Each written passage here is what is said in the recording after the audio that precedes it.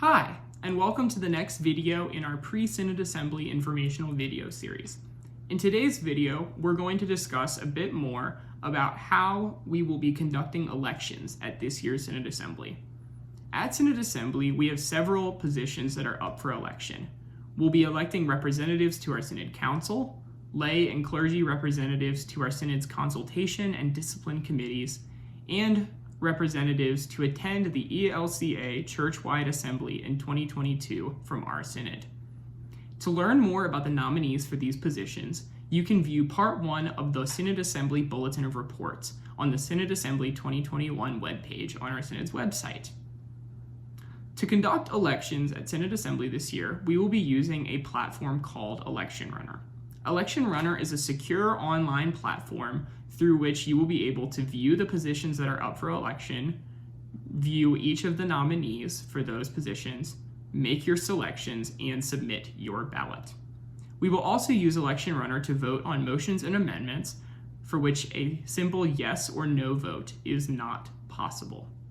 To access Election Runner, we highly recommend that each voting member uses their own personal device for voting.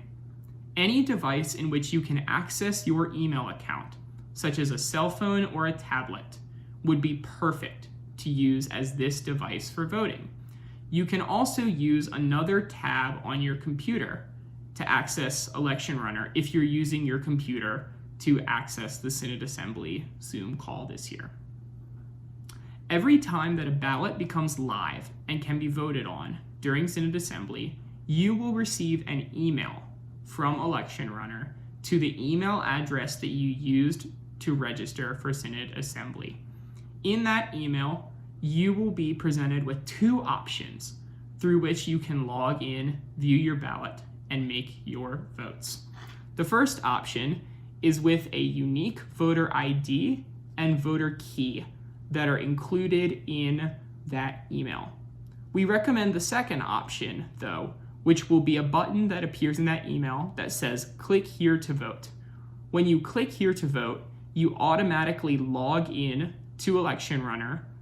You will be able to view the ballot for our Synod Assembly election at that time, and you bypass some steps that you would otherwise have to go through by going to Election Runner and logging in using your election key and voter ID. Once you have logged in using your credentials, you will be presented with an online ballot. On your online ballot, you'll be able to view each position and the nominees. Voting takes place by selecting a nominee for each of the positions, or two of the nominees, if the position requires so. Once you have selected the nominees for which you would like to vote, you can click on the button at the bottom of your screen that says Submit Ballot to turn in your ballot. This is the digital equivalent of filling in your Scantron ballot in person and then turning it into the Elections Committee. It is important that you make sure that you have filled out each of the positions for which you would like to vote before clicking to submit your ballot. If you submit your ballot but have not completed your voting, you will be unable to recover that ballot. Once your ballot is submitted, it cannot be edited or changed for any reason. When we vote on a motion or amendment using Election Runner, we will follow a very similar procedure.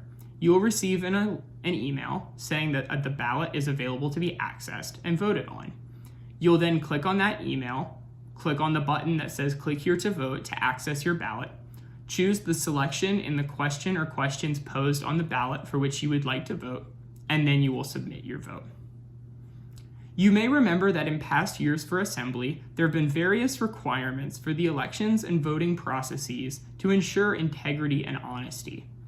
While we're unable to keep many of those same requirements for an online assembly, our need to preserve election integrity has not changed. Therefore, we ask that registered voting members only vote if they are indeed present in the Zoom room during assembly. To ensure this, we ask all registered voting members to turn on their camera on Zoom when they vote. This helps to guarantee that the person who has registered as a voting member is the same person who is voting. We appreciate your patience and flexibility with this parliamentary requirement.